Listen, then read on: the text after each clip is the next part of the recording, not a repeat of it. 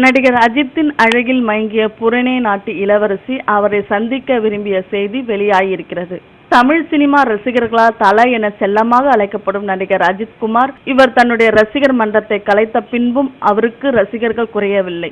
இவரின் படங்கள் பாக்ஸ் ஆபீஸில் கோடிகளை வசூலித்திருக்கிறது. இந்நிலையில் உலக பணக்கார நாடுகளில் ஒன்றான புறநே நாட்டு இளவரசி தல அஜித்தை சந்திக்க விருப்பம் தெரிவித்துள்ளார். உலகிலேயே தங்கத்தால் அலங்கரிக்கப்பட்ட ஆடம்பரமான அரண்மனை புரோனேவில் தான் உள்ளது. புரோனே மன்னர்களும் இளவரசர்களும் ஆடம்பர சொகுசு வாழ்க்கை வாழ்பவர்கள். கடந்த வாரம் அந்த அரண்மனையில் வெளிநாட்டு வைர முதலாளிகளுக்கு ஒரு விருந்து நிகழ்ச்சி ஏற்பாடு செய்யப்பட்டிருந்தது. அதில் பல நாட்டை சேர்ந்த குத்துப்பாடல்கள் இசையமைக்கப்பட்டு எல்லோரும் நடனம் ஆடினார்கள்.